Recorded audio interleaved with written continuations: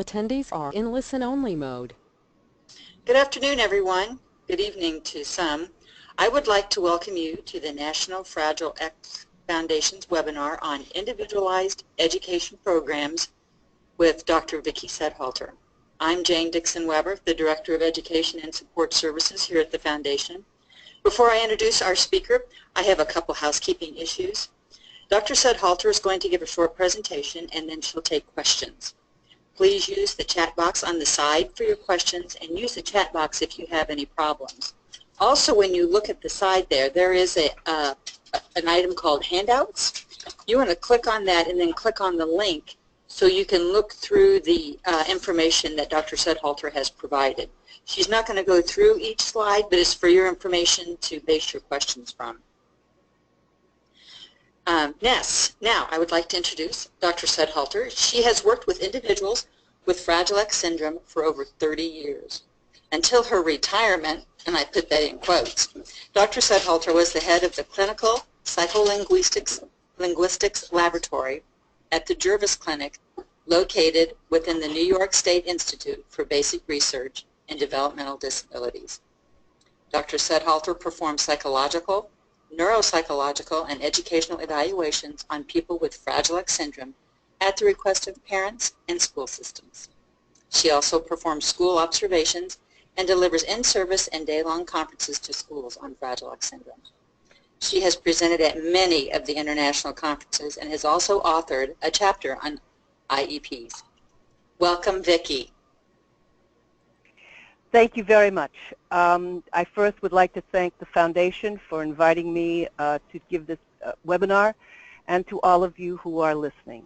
I will start with a short introduction, and then we will take questions. The IEP, or Individual Education Plan, and indeed it may be called something different where you live, is a contract between you and your child's school system, where you and the school system agree upon which skills your child needs to acquire within a stated time frame. In addition to these stated goals, skill attainment, the IEP will also delineate the therapies, class type, and accommodations that will need to be put in place to ensure that your child actually acquires the skills that are outlined in the IEP. The development of an effective IEP is a very dynamic process and requires the input from your child's teachers, therapists, and from you, the parents. Your input into the process is very important. In order for you to be an effective participant in this dynamic process, you should ask to see all reports generated describing your child's current abilities. These reports can be summaries of skills displayed in the classroom or the therapy room. The reports could also be descriptions of his or her performance on standardized assessments. You should read all these reports and determine if they are accurately describing the child you know. The skills and the accommodations and therapies that will be chosen for your child's IEP will be in large part based on these reports. If at all possible, you or a specialist in Fragile X syndrome should visit the school your child will either attend or is currently attending. Environment is a crucial element in your child's performance and thus in his or her ability to acquire skills. You, the parents, should have input into the environment, which encompasses the physical setup of the classroom, your child's peers, the way teachers, professionals, and therapists interact with your child, and the type of materials he or she is asked to use. Any individual who is going to interact with your child should appreciate and understand your child's particular and unique behaviors. What is of most importance? What distinguishes your child from other children with disabling conditions? In my opinion, one of the most distinguishing features of children and adults with Fragile X syndrome is their hyperarousal, which will impact their every aspect in their educational experience. A full discussion of hyperarousal is beyond the scope of this presentation, but is covered in the PowerPoint that you may be able to receive and have received. However, in general, people with Fragile X syndrome are unable to regulate their arousal, are hypersensitive to stimulation, and remain highly aroused after the stimulation ends. Poor self-regulation of arousal and the resulting hyperarousal are important characteristics of Fragile X syndrome and underlie many of the behavioral problems associated with the syndrome. And it has been my experience that this characteristic is vastly underestimated and not understood by teachers and therapists, though it is very well understood by parents and those of us that have worked with the children. Your child's tendency to become hyperaroused within his or her classroom will of course impact his or her ability to learn. All the pedagogical staff should be aware of your child's triggers, become proactive in preventing an occurrence, have strategies in place that are calming, and know how to stave off an occurrence. This is something that should be discussed at the IEP meeting, and strategies should be written into the IEP.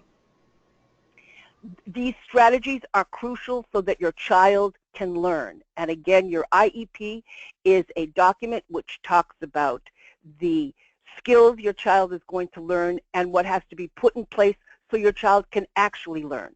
These strategies are crucial so that your child can learn. A few other important points before we go to questions. Your child may have a lot of difficulty with transitions, and transitions come in many forms. Transitions from place to place, activity to activity, person to person. Transitions are a cause of anxiety and may trigger a hyperaroused event. Make sure everyone appreciates your child's difficulty with transitions and has plans in place to handle these difficulties. Another form of transition is a change of teacher, paraprofessional, or therapist. You must ensure that new teachers are introduced in the company of the familiar person, and that there is some shadowing going on. What I mean by that is, if you know that your child is going to have a new teacher or a new therapist or a new paraprofessional, that your child is introduced to that paraprofessional in an environment which is nurturing and where familiar others are there. That new teacher can shadow, learn what is going on, and learn about your child before the teacher takes over. Before your child is placed in a stranger's room or with a new and therefore anxiety-provoking individual, again, he should be introduced to this individual in the most comfortable place feasible. Also, knowledge of your child and his or her behaviors have to be passed on. There is no time for reinventing the wheel. Teachers have to hit the road running. So you have to make sure that your child's education hits the road running, as it were, with his new teachers, not having to discover his personality and his unique behaviors all over again. The way your child is talked to is very important. He should be complimented as much as possible. Compliments as opposed to criticisms are very calming and help the child to be motivated to continue to work. Criticisms can be phrased in such a way as they come out as compliments. For instance, "Oh, that was such a good try, and I'm so glad to see you tried doing that. But perhaps we could try doing it this way. Thank you so much." Body and face language are also very important. Make sure that the pedagogical staff is exuding nurturing, caring, and approving nonverbal cues to your child. And this is a very crucial reason why a classroom observation is so important. It is important that the material that is used to get a point across or teach a new skill is appealing and interesting. This is again where an IEP is important. There are many ways to teach a new skill. Context is so important. Make sure that the staff knows your child's interests and uses these interests as much as possible to provide context and motivation for a new skill. There should also be constant contact between the school and the home so that the school can be kept up to date with the comings and goings and know about new contexts to use, thus providing continuity and interest. When presenting work, teachers must ensure that the following, and these insights are thanks to Tracy Stackhouse and Maus Schaffenegger. The child should know what he is supposed to be doing at all times.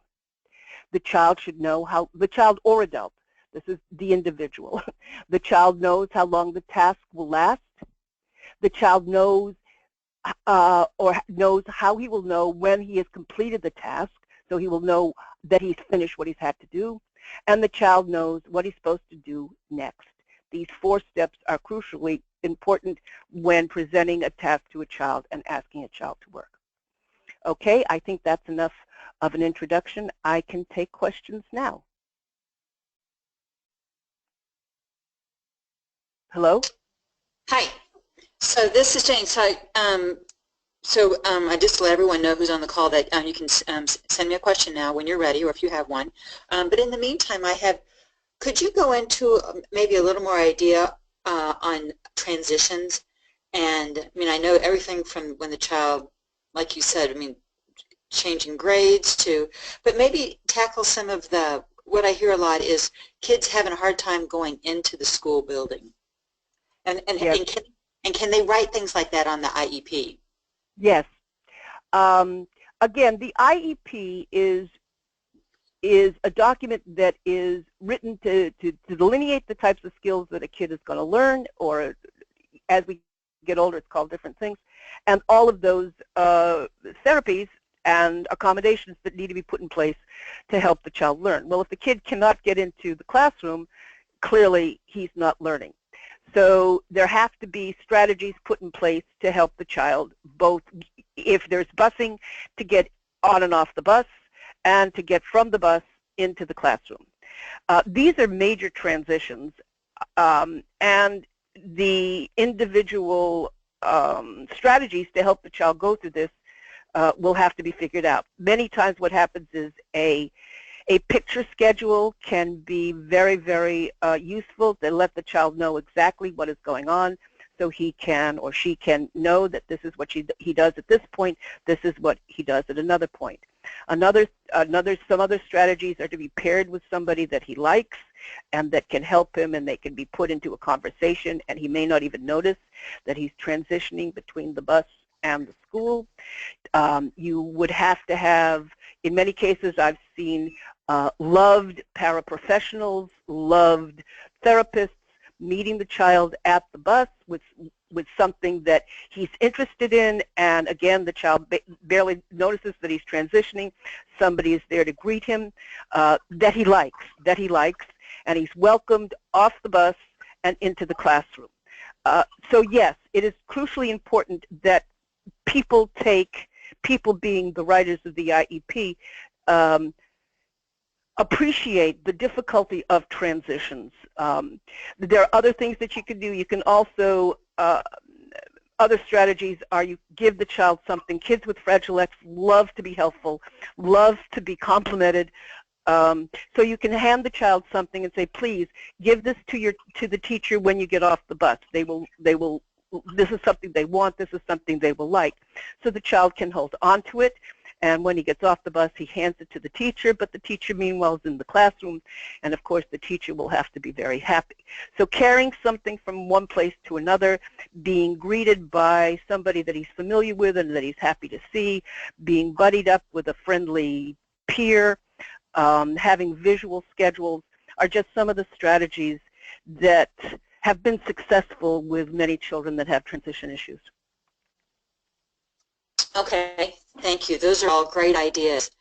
You know, another question I frequently get is from younger families whose children are turning 3, and they're going into their IEP for the first time. And the question I get is, where do I start? And so, do you have what would you tell a family who's getting ready to go into their first IEP on what they could do ahead of time to, or what they might start thinking about with regards to their child? Well, the first thing I would do if they're starting with a 3-year-old is I would make sure that the child had a very good evaluation by somebody who actually knows something about Fragile X syndrome. And this is just where you go in and speak with people who understand the syndrome, you talk about the child's behaviors, you talk about your current concerns, whether the child is talking the way you want him or her to, whether the child has reached some of the motor milestones such as toileting, etc. And you talk with somebody about those skills that you want for your child. You have a list of abilities. You also, if you're just starting out with your child at 3, you may not know a lot about his or her particular behaviors or those types of behaviors that will be part of the Fragile X syndrome. Little ones, your 1-year-olds, your 2-year-olds, I have found in some cases do not begin to show the hyperarousal that I talked about in the introduction. Once the child is put into a classroom, once the child perceives that he has to perform and he may not be completely comfortable in the classroom, then the hyperarousal begins. And so you want to be able to, you as the parent now, want to be able to understand some of the issues that may come up in the classroom so that you can tell the teachers that it could be part of the IFSP. So again, as a parent of a young one, I would become familiar with the Fragile X behaviors. And then there's your own child's individual patterns of strengths and deficits that you want to have attacked. And you should make a list. I mean, we can't do everything in a school year, but you as the parent should prioritize. I want my child to, at 3, you want your child to be able to put together, if possible, 3, 4, and 5-word sentences. You want your child to have motor coordination. You want your child to learn how to initiate, perhaps, and talk with his peers. So those are the types of things. So I would first go to a psychologist, go to a clinic in your area where somebody knows about Fragile X. If not, then you can you contact the foundation, and you go into that IFSP armed with ideas about what you want included on the IFSP. Well, and I would just to make, so the IFSP goes up to age 3, and then IEP start at age 3, at least in some states. Isn't that correct? I just want to make sure. I guess so. So forgive me if I've confused people. So when you go into the IEP, you have an idea of those types of skills and the types of things that you want your teachers to understand. So, but I think that's a really good point, is that sometimes is that coming in with the skills that their child has, even at age 3, is really kind of really observing your child and taking in the information that all your professionals give you, but then taking in what you see at home. I think it's important that parents know that their input is heavily valued or highly valued. They are. Go ahead. Their input should be heavily valued, and it's not always as valued as it should be.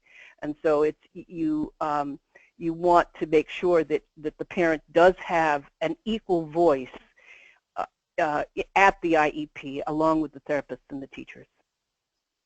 So what happens when you walk in and they hand you an IEP, like right when you walk into the meeting? I mean, should parents bring their own IEPs? What do they do with the IEP when it's handed to them?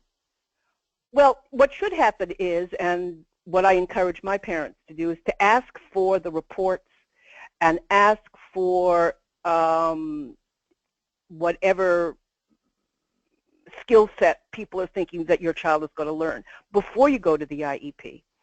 Very frequently, IEP language can sometimes be not accessible or understood by parents, and so you want to have somebody, you want to have time to look at it and understand what is being said and understand whether you agree with it. You want to look through it carefully to make sure that all of the accommodations that you think your child needs is part of the IEP. You want to take notes on it because you want to comment on what is going on. The same way if you're going to have, you're going to have somebody build you a house, you're not just going to pay your money and say, okay, go do whatever you want. You're going to want to have certain input into what's going to be part of your house, and no, you don't want windows there, you want windows there, and the bathroom should be somewhere close to a bedroom, et cetera, et cetera. So you want to make sure that before you put your money down and before the lumber is in place, that you agree with what is going on. Also, you're talking about a 3-year-old, so you've learned how to handle your child, and if you haven't learned how, and if your child is beginning to handle you and you are having difficulty, that's part of the IEP too. You're having behavioral issues, and you want to have somebody that's going to be able to help you handle and modify your child's behaviors. So you also need help with that. That should be part of the IEP. Because if the child has behaviors, those behaviors are going to interfere with his ability to learn age-appropriate skills. So before the IEP, you should ask for all documents. Now, if you don't get the documents beforehand, because sometimes people are very, very busy, then at the IEP, things should be discussed. The parents should take notes, if at all possible, should ask questions, and then say, I really need time to take this home and think about it, and then we can finalize the IEP. Do not feel forced to sign something that you've been presented to at 10 o'clock in the morning, and you have to sign off on it at 10:30 in the morning and not have really had a time to think about it and to give your input. IEP meetings can be somewhat anxiety-provoking, can be somewhat intimidating, and you as the parent now really need the time to think about these things. Think about whether indeed only one speech and language therapy class a week is enough for your child who maybe needs much, much more. So you need the time. So if you're not given the time beforehand in terms of reports and basic outlines of what the IEP is going to look like, then you demand that you need the time afterwards, after the meeting, to look at it, understand it, digest it, and make comments on it. So you brought up the point, like with what does she keep going with, like the speech therapist? What if you are just allotted 30 minutes once a week? I mean, what's the best way to advocate for more? Well, again, the therapies are in place to help a child acquire skills. So let's just say, for instance, we're talking about a 3-year-old now, and your 3-year-old is not putting together 4 words, 5 words. It's not making sentences. It's just maybe having 2-word combinations or whatever. I'm making this up, but let's just say. Okay. It's not initiating, so it doesn't go over, doesn't understand when somebody asks to play with him. Well, these are going to be all parts of the skill set that you're going to have as on the IEP. If he is not acquiring those skills in a timely fashion with one speech and language therapy session a week, then you go back to the IEP even before your year is up, and you say, this is simply, my child is not acquiring the skills that we agreed upon he was going to learn, he was going to acquire, and I think he needs more speech and language therapy to help him. Now, sometimes people will say, well, we don't like the pullouts, we don't like this, we don't like that. You'll say he's not learning, he's not acquiring in the time frame that we've set forth. He needs more therapy, and at that point, either at the IEP table, you'll get the therapy, or you may have to go to what is called, at least in New York, an impartial hearing, where in front of an impartial hearing officer, you state your case. We agreed that my child will put together 4 words and use adjectives and initiate, and here it is 4 months into the school year, and he's not doing any of this, and I need more speech and language therapy. And you could either get an advocate or an educational lawyer, where you, et cetera, or go in yourself and say he needs more therapy. So that is the best, maybe the most confrontational way of doing it. I mean, you would first start with saying to your teacher and to the head of special ed in your school, my son Carl needs he's not learning and I'm a little disappointed with his progress, don't you think we should put up his speech and language 2-3 times a week or 4 times a week? And depending on the response there, then you'd go to an impartial hearing. I got you. I got you. So you kind of have to, you can't just ask for it because you think you need it. You have to have a basis for that need. You do. Exactly. And the basis for the need, everything is based on the IEP. The IEP is a contract. The IEP is and it has to be taken very seriously. So if you show with the IEP that he's not acquiring the skills with the accommodations or with the amount of therapy that he's getting, then based on that he needs more therapy to meet the skills that everybody agreed on would be the skills he was going to learn in the given time frame. Perfect. Got it. Okay, we have our first question come in. It says, how much education should you provide on Fragile X syndrome to the team if they're not educated on Fragile X? My team always talks about they don't diagnose but rather focus on a child's behavior. But Fragile X education seems so crucial. How should we outline it for the team? Well, I'm not sure. I'm going to answer the question that I think the person is asking. Many parents, what they do is they fight at the IEP table that the school, the teachers really need education in Fragile X syndrome, and they will, and that's what they argue. And so again, and a lot of special educators will say, look, we don't need it. We understand kids with special needs. We know kids. And special educators absolutely do know kids, and they're wonderful educators. But there is something absolutely unique about the behaviors of children with Fragile X syndrome, and people that know what they're looking at and know the triggers and know what types of triggers, meaning triggers to hyper-aroused events or meltdowns or tantrums, et cetera, et cetera, et cetera, et cetera, et cetera, have to be in that classroom. Sometimes the teacher, who's like in the middle of the fray, doesn't understand what happens, doesn't understand that it could have just been a look or a voice. And so you really need somebody who is objective and has knowledgeable eyes. So the first step is to, again, we're fighting it from the IEP. And if your child is having meltdowns and tantrums and the only thing that's being addressed in the school is his behavior, he is not acquiring his skills. He is not acquiring the types of adaptive behaviors that we want him to acquire. And what he is acquiring is maladaptive behaviors because he's getting out of activities that he finds loathsome. So the first step is to say, well, in order for my child to learn the skills he needs, we really need people in place that can come in and give advice to the teachers and tell the teachers what they're doing right and tell the teachers what they're doing wrong, and be a source of conversation and a source of expertise. And again, if it's not accepted at the IEP table, then you take it to an impartial hearing and say, and this is the reason why my child has unique behaviors.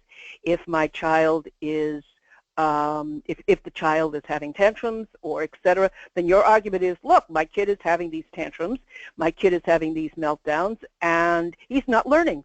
And it is my contention, I now am the parent, it's my contention that if an expert who knows Fragile X comes into this classroom, a lot of his maladaptive behaviors will be ameliorated. People will know what is happening, and his education will be improved, and and much more of his school day will be spent on skill attainment instead of being taken out of the classroom, et cetera, et cetera. Now, there are some marvelous teachers. I visited a marvelous classroom last year where the teachers were just fabulous and knew how to talk to a child with Fragile X syndrome. Well, they have to know that too. They have to. I mean, you know it because because the kids learning and doing well and everybody's happy. And so you need somebody to come in and say, yes, you're doing it right. I think this is important for parents.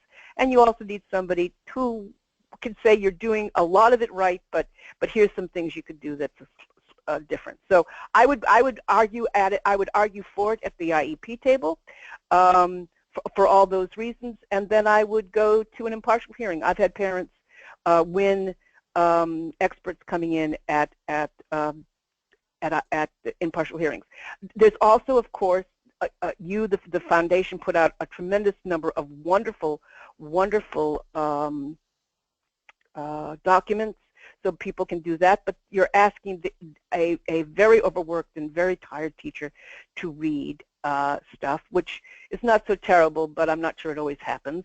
And then there are the conferences, and it's always so gratifying, so amazingly gratifying to see teachers there. So there are other venues besides an impartial hearing, but so those are the venues. Those are the ways I would argue for it. But the parent is right in wanting to have somebody come in and just let people know what is unique about their child. He's just not like everybody. I mean, he's not like everybody else. There's something unique about the Fragile X behavioral complexities that need to be appreciated by everybody in the child's environment. Well, and those are all really good points, and as you mentioned, so we do have I mean, it's not, it says, like in this case, they said, they're focusing on the child's behavior, but I think that they just really need to emphasize to the teacher that kids with Fragile X often have a very unique learning style.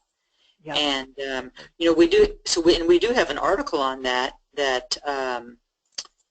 your friend Lori wrote. 10 things that every teacher should know about a child with Fragile X syndrome. And so if you're not able to bring someone into your school, we do have materials that you can give to your teachers. In the lesson planning guide, I think the first 20 pages are dedicated to the learning style of children with Fragile X syndrome. And like you said, it's not just, your behavior tells you something, but to really educate, you want to really focus in on that learning style.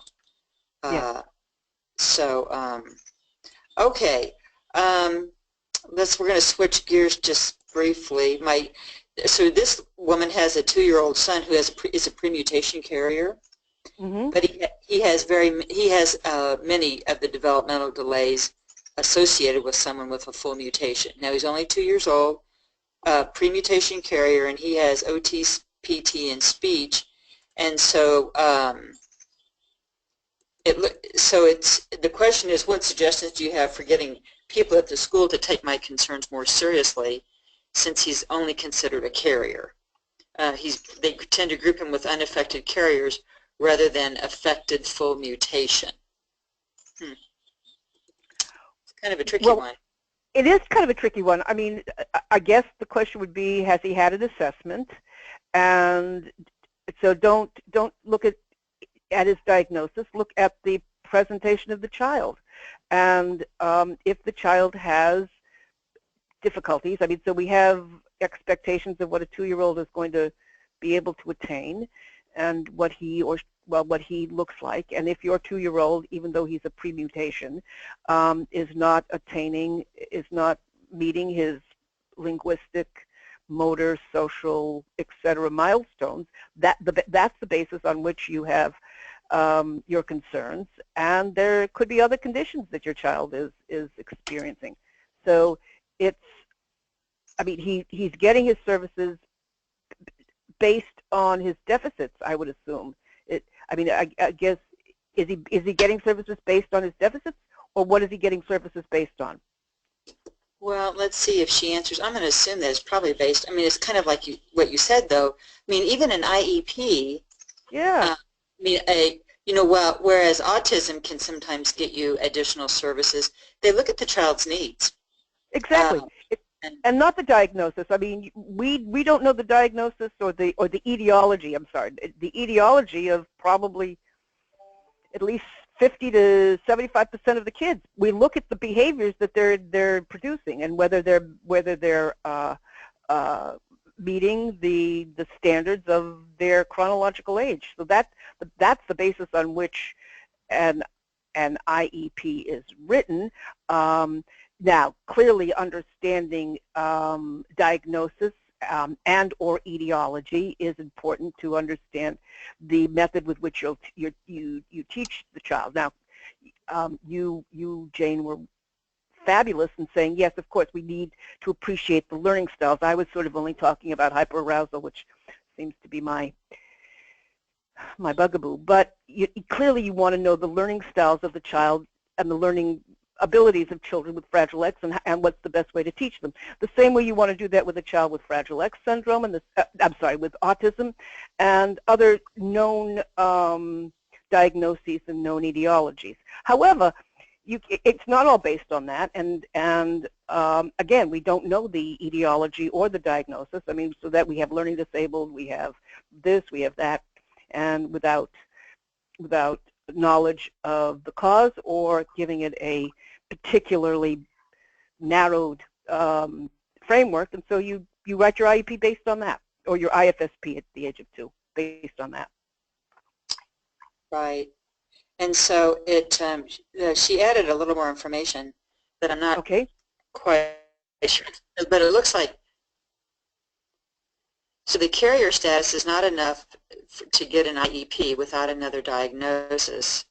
And so I would just, so you have a 2-year-old child who has delays in all areas, and so you just want to make sure, so do you just make sure they get good evaluations and they're looking at the child's needs? Exactly. You have, the team comes in, does an evaluation of the child, watches the child in the home, does various, uses various standardized assessments, and then based on a 33 to 30% delay, decides whether or not, the child can get services.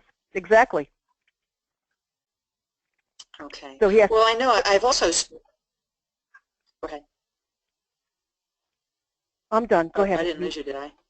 No. Well, I was just going to say that I know that I've spoken with parents of older children who are trying to get services, like at age 18, and they ask me, he has a diagnosis of Fragile X. Isn't that enough to get him services? And I'll say, no, they look at the needs. They're looking at the needs of the child, because variation is so wide in Fragile X.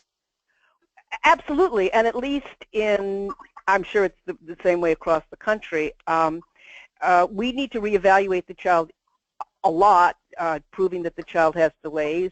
Just because the kid had delays when he was 5 doesn't mean he has them at 10 and 18 and 23.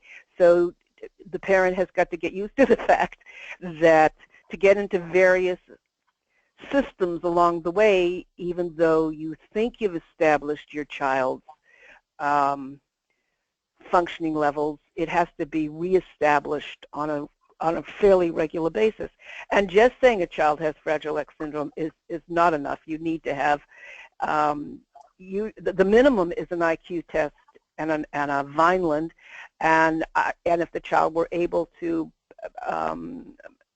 I would ask for as much testing as the child can possibly stand, so that you can get as full and complete a picture of his strengths and his needs. Yep. Perfect. Great. Okay, how often through the school year should I expect my daughter's IEP to be reviewed? During a given school year? Yes. Well, that's an excellent question. An excellent question. I think as a parent, I would, so let me give an example. So the child, I'm going to take a 5-year-old, and I'm going to do a language skills, just because it's what I know. And I'm going to say, so I want the child is going to be able to put together 6 to 8 word sentences using adjectives and adverbs and maybe some relative clauses. I mean, all of that's very sort of fun. And the parent will know what is being talked about, and the teachers, the speech and language therapists, will have explained to the parent what they mean by all of that, and then the parent can then be a participant in the acquisition by assessing the kid at home and asking the kid to produce these sentences. Well, all of a sudden, so we start the school year in September, and we look at November, and the kid's not doing any of this. And so you think, well, if you don't have an extended school year, we have, we're 20% of the way through the school year, and I don't know what's happening. So I would go in, if, of course, this is difficult for working parents, but I would ask for a review and say, okay, so 20% of the school year is done, and my kid by June is going to, or we've agreed upon, is going to have 6 to 8 word sentences using adjectives and adverbs in those sentences with relative clauses and subordinating clauses, and nothing like that is happening. And I would review it. I would see if we think it's a realistic goal. We'd see how much speech and language we're getting. We'd see what types of sentences the kid can say inside of the classroom. Very frequently, kids perform better inside of classrooms than they do outside of classrooms because they relax when they go home. So if the teacher says, well, he does it inside of the classroom, then you'd ask to be able to see it and try to figure out the ways you could encourage that type of performance at home, because in fact you want that performance to go across environments. So I would review it every 2 to 3 months to see how the skill is coming along. Now, the skill is set up to hopefully go from September to June, but it should have been started clearly by November, and clearly by December, and then we have Christmas. We forget everything in the world that we've ever learned at Christmas time. But so I would review it. I would review it 3 times a year. Now it used to be that way, but they've taken those benchmarks out. But I would review and say, hey, my kid hasn't. I don't think my kid's going to acquire this skill by June. Now, unfortunately, what happens then is the skills that aren't acquired keep on getting repeated, and so the same mistakes are done every single year. I would go in and say, my child is either acquiring the skill or not acquiring the skill. Let's look at the materials that are being used. Let's think if this is something that is logical for my kid to be able to do at the age of 5. So let's revisit the skill. I would do it every 2 to 3 months. Well, in reference to the progress of attaining that skill. Right, right. I mean, so they could evaluate, like every time a report card comes out would be a good time to determine, whether or not that you need to have a meeting, or maybe you just schedule it when report cards come out. But I think that it's also important to let parents know that, if you're really concerned about anything, you can call an IEP meeting at any time. Is that correct? Depends on the school systems. You can go in and talk to your teachers whenever you want. If you need to redo, and again, it's a contract, if everybody's agreed upon it, there's a whole process where you have to write a letter saying, I want to reopen the IEP, and then the school system has like 40 days to answer it. So you can't reopen an IEP or talk about an IEP, at least that's my understanding. You can't just go in and say, let's look at the IEP, because it's a contract, it's been signed, it's been whatever. But you can go in and talk about your concerns with the teacher. If you think, indeed, that the child needs more speech and language to meet this high goal of, a 7-word sentence with relative clauses, blah, blah, blah, then you say, I want to reopen the IEP. And reopening an IEP to add services, to talk about other things, is a much more formalized procedure, at least in New York, as far as I understand it. You just can't sit down and have and reopen the IEP tomorrow. I think that's true here too. I'm in Colorado, and I think that to request if you want to if you're concerned about something and want to open the IEP, you have to send a letter, and I think they have to reply within a month. So you want to check your own school district if you're concerned about that. Yeah.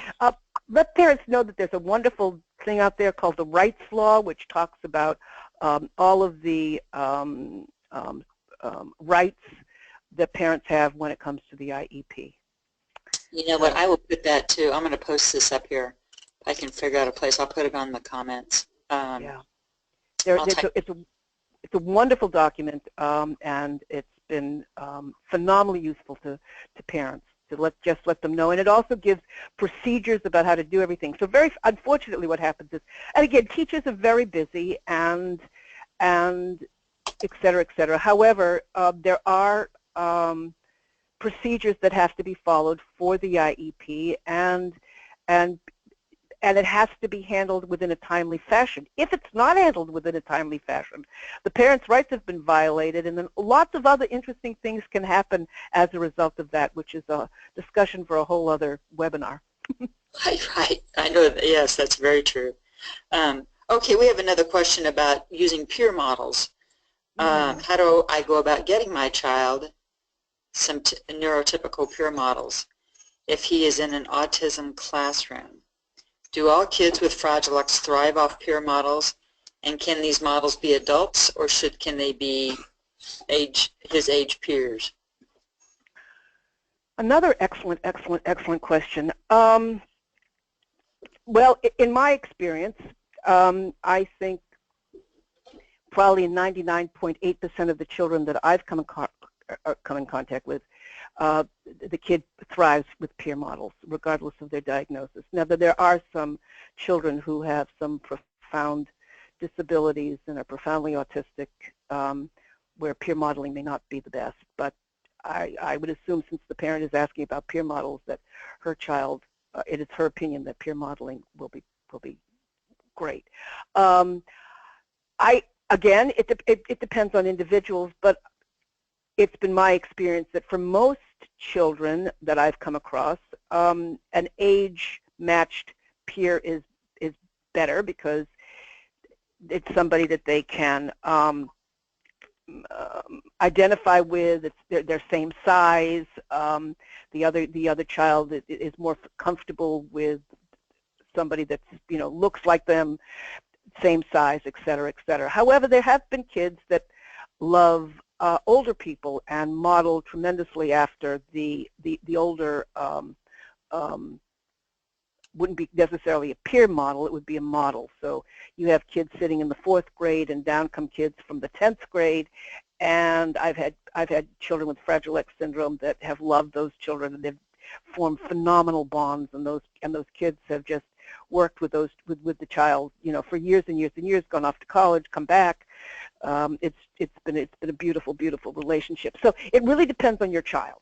So I can't make a blanket statement about all kids with Fragile X syndrome, because the same way you can't talk about all people without Fragile X syndrome, you can't talk about all kids with Fragile X syndrome. So you look and see what works with your kid. I would first start with an age-matched peer and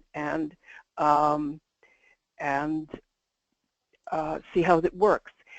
The bottom line is, people with Fragile X syndrome are phenomenal imitators, and so you want to have as many neurotypically developing people in their lives, so that they know which behaviors they want to model, which behaviors you want them to model. In terms of how to get that type of service in your school, again, we go back to the IEPs, and it's also part of, that's where, depending on the types of models your school has, or the types of models your the classroom has, you have inclusion, you have reverse, I forget the name of it, where instead of going into a neurotypically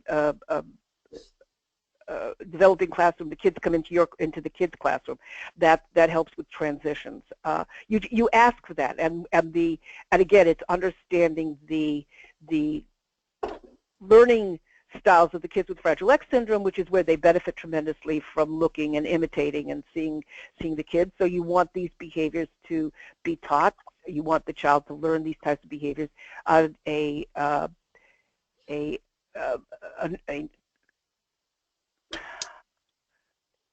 child in a quote-unquote regular classroom would be the best model for the child.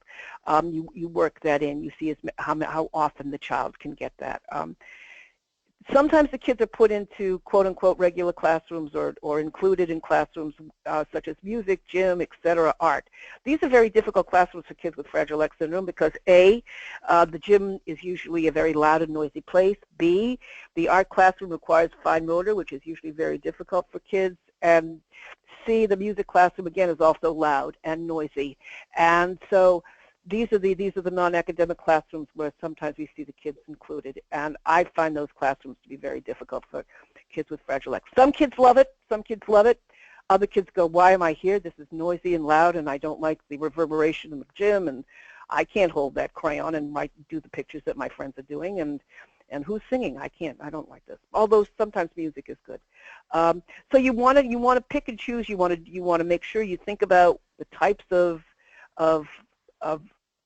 opportunities for peer modeling. And I think what's really wonderful is when you bring the peers into the classroom and they can sit next to each other and really begin to appreciate it. I would also perhaps in a playground situation, not necessarily in a gym, but outside in a playground situation where they can play with each other. And maybe after-school activities. And depending on your child's functioning level, certain academic subjects could be fine. But again, it's part of the IEP where you're saying this is part of the unique learning style of kids with Fragile X syndrome. They really learn beautifully. They're great imitators, and I want my child to have as many opportunities as possible. That's what I would do. Well, and I think those are all really good ideas. I think when you can really impress upon the teacher that, what good modelers our children are. I mean, once they see it, it's really pretty remarkable. It really is. If they sit and watch something done, like in a gym or in an activity done sometime, they'll watch it 2 or 3 times and they'll just sit and do it right away. So I think that it's really, once the teachers realize it, they're like, oh my goodness, this is just amazing. Marcia Braden did some wonderful work and just looked, and Tracy and Mouse, etc., just in terms of the holistic approach to learning. You see the whole. This is how you tie your shoes, and so the kids just learn beautifully by seeing the whole thing from the beginning to the end, and so exactly. So some of the stuff that's been written by Marcia Braden and Mouse and Tracy, etc., could also be brought to the teachers as a justification for why, indeed, the child should get some good peer models. Oh, absolutely. That's a really good idea, and they'll see that, I think, pretty quickly that when exposed to maybe inappropriate behaviors, the kids will pick up on that too. They're going to model what they see. So you want to keep them, expose them to some typical kids as often as works for the child. Okay, here's a. Let me just go off that. That's why it's so very important also for parents to look at the classroom that the child is going into, and understand the environment the kid is going into. If there are children inside of the classroom that are screamers or are very maladaptive, your child will pick up those behaviors, and he also will become very upset by those behaviors. But he will see that those behaviors are getting the child out of an activity that your child may or may not want to do. So it's also very, very important to, as much as possible, pick and choose the peers inside of the classroom that your child will attend, and the layout of the classroom that your child will attend. All of that is crucially important, both to modeling and to hyperarousal. So it's just not. So yes, the kids will model good as well as bad behaviors. I'm sorry, I wanted to emphasize that. Yes. No. Okay, here's a tricky one. Should toileting goals be in an IEP? Yes. Okay. We could go on. I always tell my parents that toileting goals should be. Now, it's very difficult if you're 23 years old and you're still not toileting, and it's going to be tough to do that. And I explain to my parents look, you got to get your kid toilet trained because this is going to be very important to his long-term happiness. The fact that he is or is not, or she is not toilet trained will determine after a while the type of classroom he's going to go into, and this will affect his learning. So there should be specialists in toileting that come in. There are ways of doing it. Your kids can be taught. There should be schedules. People should be doing it. There are bathroom paras whose specific goal is to help the child be toileting. So absolutely. And I think again, my friend Lori Yankowitz, who is the person whom you alluded to that wrote the 10 Things That a Teacher Should Know, gave me years ago a phenomenal insight. Lori works with adults, and it's a very important thing. We have, I guess, about 21 years where we're children, but the next 60 years we're adults. So this is our gateway into adulthood. And I say to my parents, what skills, what type of adult life do you see for your child? Who will be an adult. You want him to be as independent and as self-sufficient as possible. We've got 21 years to get him to that place so that his adult life will be fulfilling and happy and as independent as possible. These are the skills we need to give your child so he can live independently, so hopefully he can work independently, he could do some traveling. So this is how you have to think about it. I think this is one of the ways you have to think about it. So you do not want to have a 22-year-old who's not toilet trained. You do not, because that's going to really interfere with his adult life. So yes, those toileting skills have got to go on the IEP. I don't know if I could be any more emphatic than that. Okay. I think I didn't see, yeah, no, I totally agree. I think that, well, and I think it's, they can, well, I mean, she asked a follow-up question, but I think that figuring out the schedule and being able just to be consistent from home to school. So how does one get toileting on the IEP when it doesn't have anything to do with academics? I've heard teachers say, oh, we train them, so we don't need it on the IEP. You got to get it on the IEP. No, if it's not on the IEP, you're not sure it's going to be done. It has to be on the IEP. And if indeed the teachers say we're training him to do, we're toileting him, say good, put it on the IEP. I want it on the IEP. Mm-hmm. How can you say that? But how do you justify that what does it have to do with academics? Well, because if you're peeing in your pants, you're probably not paying a whole lot of attention to what's going on, and it's a skill, and it's not so much academics. It's still part of a skill set. So why do we have the child will jump up and down 4 times? That's not part of academics. The child will be able to walk a straight line. That's not part of academics, but it is part of the skill set that we have determined that we want people to be able to do. Being toilet trained is something we want our children to do. So it's not necessarily academic goals. We don't only have academic goals. We have motor goals, which is what this would be part of. We have occupational therapy goals. We have socialization goals, et cetera, et cetera. So this is part of, I don't know, an occupational therapy or a motor goal that you're going to put down on the child's IEP. Well, and you can make it a social goal too, because it's sure, yeah. Because after a while, as you get older, and if you're not toilet trained, you're putting a barrier between you and your peers because you're going to begin to have bad cleanliness, and your peers are not going to be very forthcoming with you. Right. Yeah, they won't want to hang out with you. Okay. No. I hope that's good. Let me know if you have another question. All right. We're going back to an OT assessment. How do you ask for an OT assessment if you know your child needs one? What she says is, but they claim they're integrating OT throughout the day. I want my child to have one-on-one OT, not integrated classroom OT. How can I prove it's a need for my child? It's a good question. Let me state that I'm not an OT specialist, so I can only, again, I'm going to fall back on to the old IEP. But there are bunches of skills. And again, let's say one of the skills that is important for a 5-year-old, let's just say, is that he holds the crayon correctly, or he learns to hold the pencil correctly, or he can, I don't know, brush his teeth, et cetera, et cetera.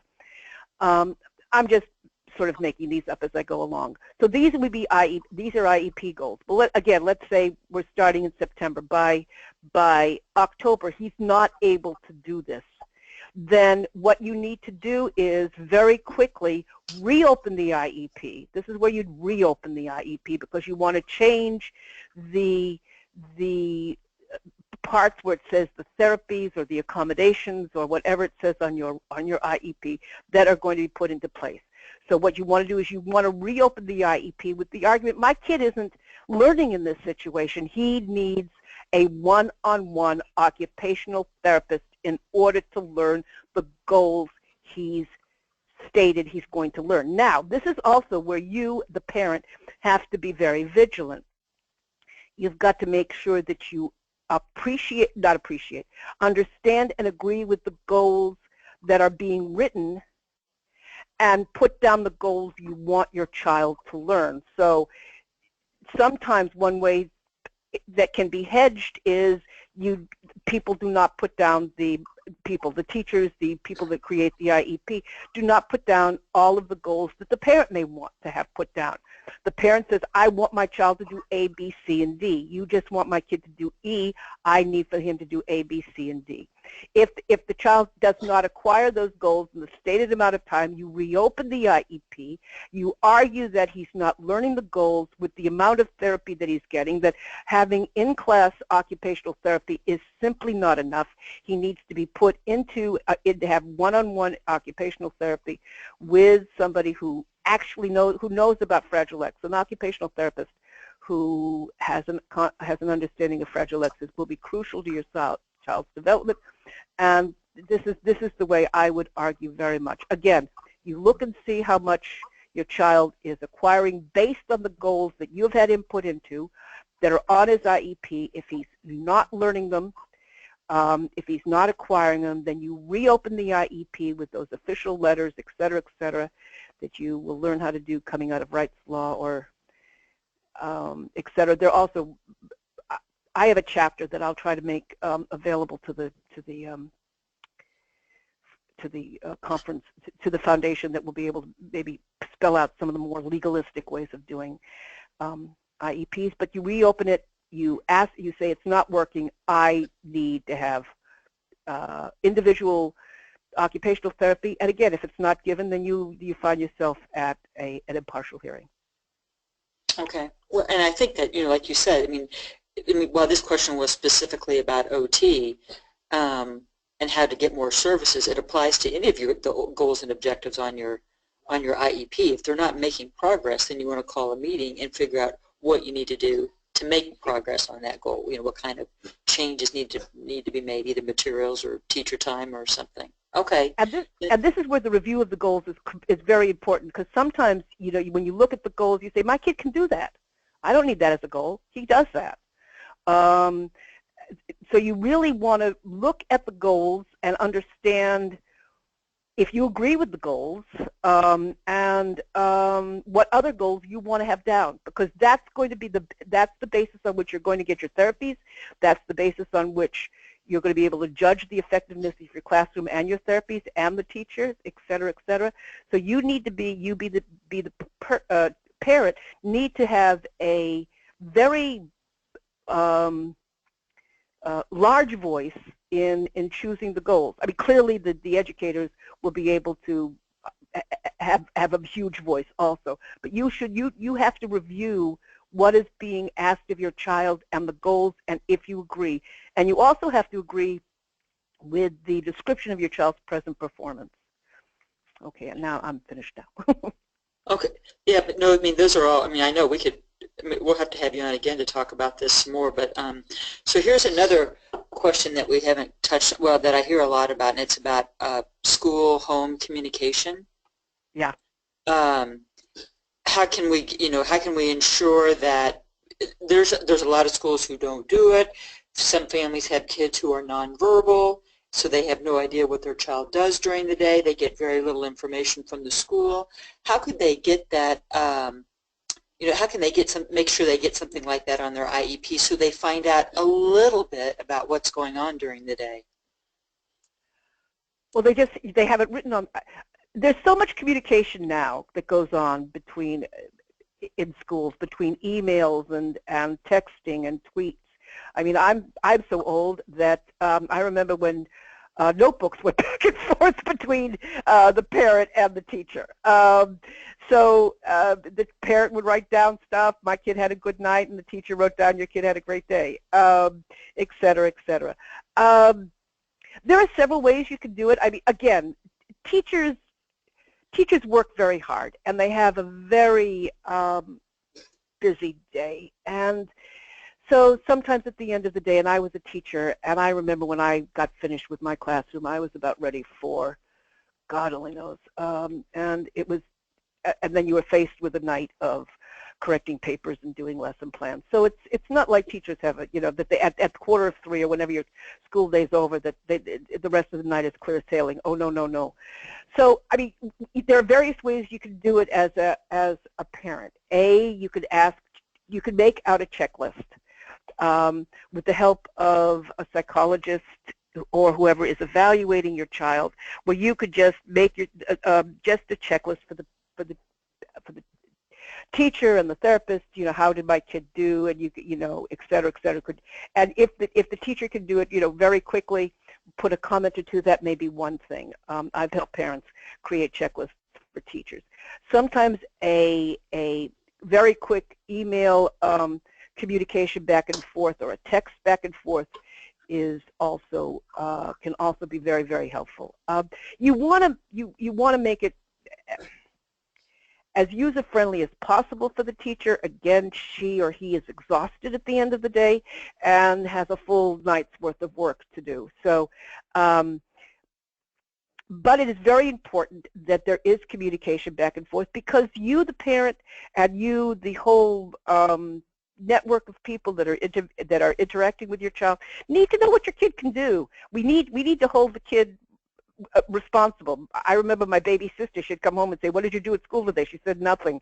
And so for the first 12 years of her life, she did nothing at school. She managed to learn stuff and go on to college. But if you leave it up to the kid, they learn nothing all day, and even if they talk, they learn nothing. So you do want to have some communication back and forth with the teacher. So maybe it doesn't have to be every day. Maybe you could agree on Tuesdays and Thursdays. Maybe you could agree on a format that the teacher can deal with relatively easily. Maybe, again, you can figure out some type of checklist of concerns that you have, of whatever, just so you could let the teacher know also the kid's doing great. And he went fishing with his father for the first time on Sunday. He really loved it. Maybe you want to see if you can't get some language out of him talking about fishing. So those types of things. Again, I put it into the IEP because it's a way of generalizing the skills. You generalize the skills. Kids come home, they're almost as tired as the teachers, and you find them not pushing themselves quite nearly as much as you'd like them to. So you also, as the parent, need to hold the kid responsible. I'm not sure I'm answering all the questions. It's A, put it into the IEP. B, have a format which the teacher and you can deal with. C, try to make it as user-friendly as possible for the teacher. Therefore, you're more likely to get compliance. D, try to figure out a type of checklist that you could give the teacher, which would maybe user-friendly, that you could just go back and forth and ask her to just add some stuff. And I've basically found that most teachers love their kids and want to communicate with parents. And so you ought to be able to get some type of communication, maybe not as often as you want, but agree at some point how much. And you also don't only want it with the classroom teacher, you want it with the therapists too. So, and this is a non-adversarial type of discussion that you could have amongst teachers and therapists. Just sit down and say, I do want information. I love my kid. You love my kid. I want information. You got to know what my kid's doing at home. I got to know what my kid's doing at school. How can we get that information? Because we both want this baby to grow up to be the best adult possible, and this is the way he's going to do it. What can we do? And I think I've never found teachers that wouldn't be able to work with the parent and figure out a method that they could get the information back and forth. Perfect. I love it. Yes, it's very, very important. I used back and forth notebooks. Yeah. But you're not as old as I am, Jade. Okay, this is a tricky one. And we'll just take, it's already after the hour, so we're just going to take just a couple more quick questions, but you guys all have Vicki's email. This is a tricky one. I'm constantly faced with the excuse of not enough funding when asking for more support for my child. How do I get around this? Go to your town meetings. It's a political question. You're absolutely right. It's a political question. But isn't everything politics nowadays?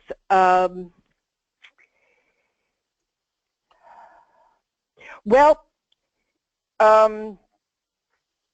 in the public schools, oh, this is too highly charged question. It's very charged given what's going on outside of Colorado and New York. Let's see. So yes, you're absolutely right. The public schools have major issues when it comes to funding. However, I mean, after you've gone and you've fought at your town halls and you decide to vote for representatives that are going to ask for more funding for special ed, and you're going to get in senators that actually care about special ed, and we won't even talk about the director of education. We'll leave that for another time. So after you've done your political thing, then you have to basically say, I can't worry about this. And if the classroom is inappropriate for your child, and you're not getting the services that you think that you know your child deserves, then you ask for not necessarily a charter school, but then you ask for a private, publicly funded school, which will then hopefully be able to give your child the types of services that he needs. Lo and behold, when you as the parent decide to fight the school, you become the squeaky wheel, and unfortunately, the squeaky wheels do get a lot of what they want. They don't get everything what they want, but they get a lot of what they want. And so, yes, it's a major problem. And it's my belief, again, that teachers go into this profession because they want to teach, and they love kids.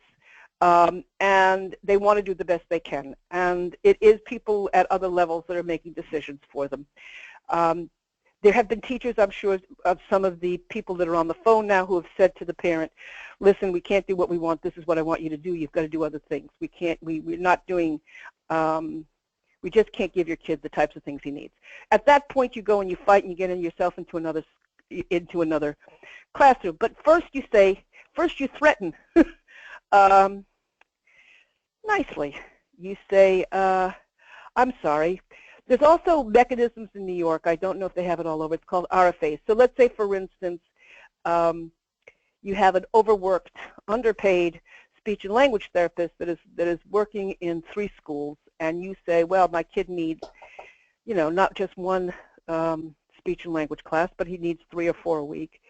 And the school says, well, we can't, we just don't have the personnel. Then you could say, then I have the right to go and find a speech and language therapist that's outside of the school system, and who accepts the money that the school system pays, which is a lot less than what the person could do privately, although there are speech and language therapists that will accept Board of Ed money, and you say that I will get.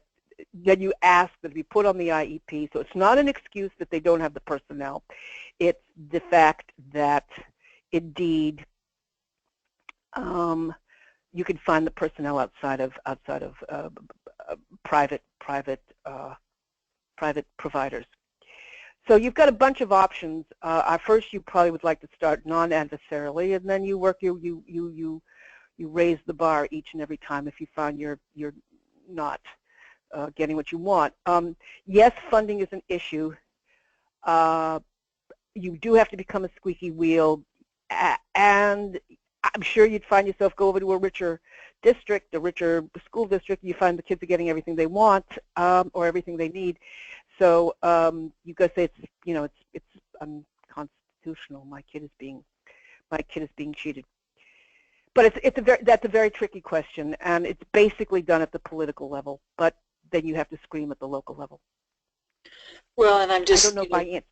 No, you did. No, you answered it. I mean, I mean, that's how tricky it is. Is that so? I gave everyone. I sent out the rightslaw.com website, and you can look on there. They have some ideas for the no funding excuse, and so I think legally they're not supposed to use that. I mean, the reality is there, and so it's working with other working with other families locally, possibly at the state level, and so it's a challenge. It's a big challenge, but basically, I mean, all the time, parents will say to me, they're telling me, I tell them not to care about that. That's not your issue. Your issue is that you can care, but you care about it politically. But then when you're talking about your kid gets what he deserves and what he needs in order to learn and in order to become the adult you want him to become. That's what you care about. Right. So I know there's two questions. There's. I'm fine. I'm just getting riled up. So there's one that has come in that I get from a lot of parents that I'm going to take, and then maybe you can send the other one in, Aj. So how do we? And I hear this from lots of parents. How do we determine goals in all the domains for our kids? What can we use as next step goals sheets? And so just a little more information, Vicki, is I hear this from families. It's like, well, I don't know I don't know what my child should work on next. I don't know. Do you have any goals I can take in? And so, do you have any suggestions on how parents can find that information or develop it for themselves based on their child's current abilities and needs? Excellent, excellent, excellent question. There are numbers of checklists that are out there depending on your child's age.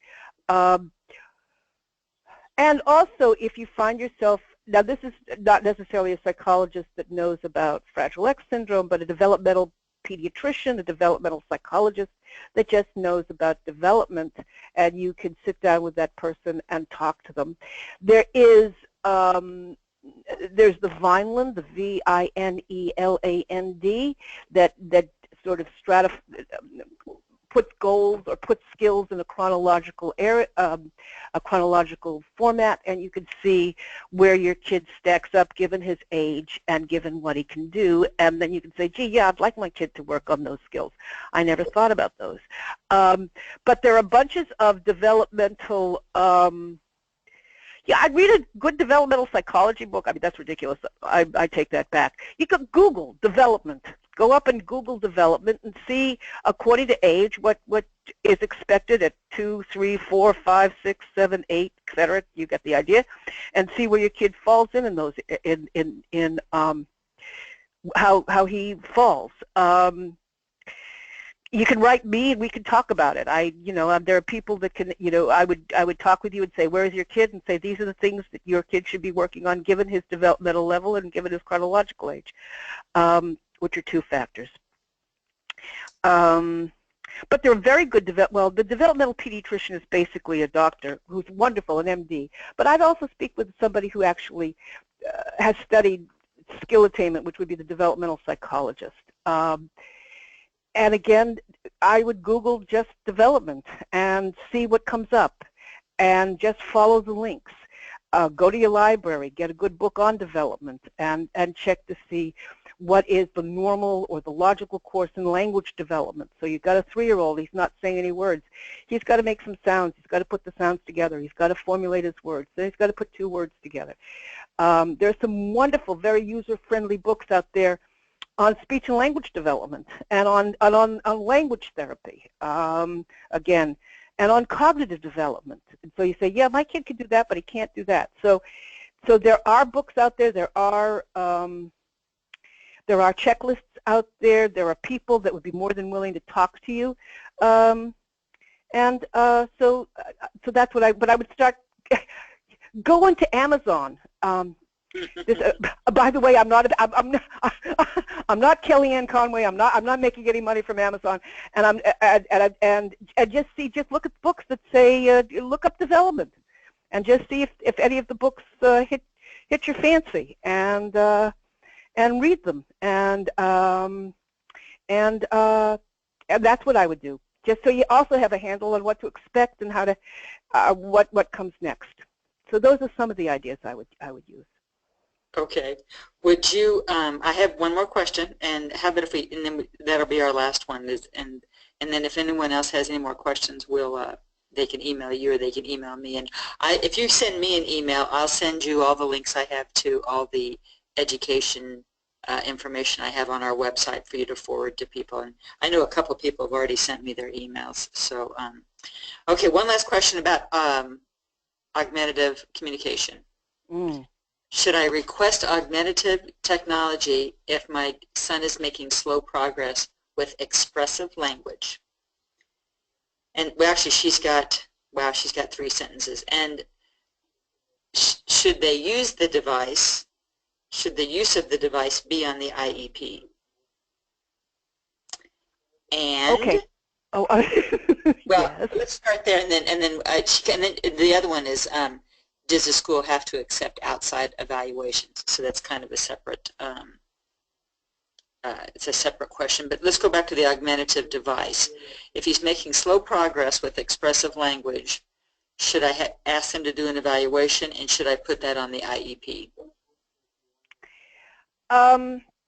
Could you ask the parent how old the kid is? Let's see if she's still on. How old's your? 4. Okay. And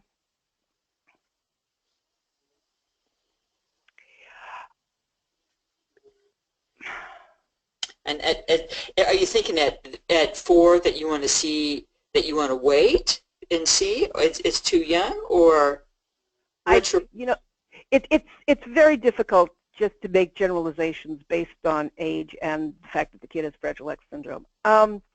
Yeah. I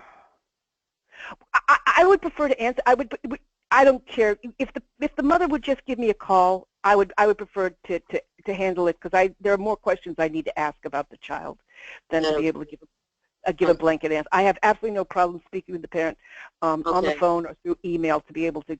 I just don't feel that I have enough information to give a thoughtful answer at this point. I'm sorry. Okay. Is that okay? I don't know if you go by, if it's AJ or Aj, and so I'll say just send Vicki an email, and you guys can, and she will fix all your problems. She'll answer all your questions. I will do the best I can. I just need more information than I have right now to be able to give as best an answer as I possibly can. I'm sorry. Okay. Hey, no worries. I think that I'm sure she'll be very excited. She said thank you, and then she said laugh out. She said LOL. So we're here. So I want to thank everyone for. We're going to go ahead and bring this to a close. It's getting late, and either dinner time or past dinner time or something for everyone. So Vicki, thank you. Thank you so much for sharing your expertise with us today. You have a wealth of information, and we could go on all night. So I think what we'll do is we'll have you back again at some point in the future, if that's okay with you. That'd be fine. It's always my pleasure. Before we sign off, good. Before we sign off, I want to let everyone know about the webinars that are coming up. I'm going to do a webinar on adult housing on March 30th. So there'll be an article coming out early in March, and then I plan to kind of springboard off that article to talk on at the end of March.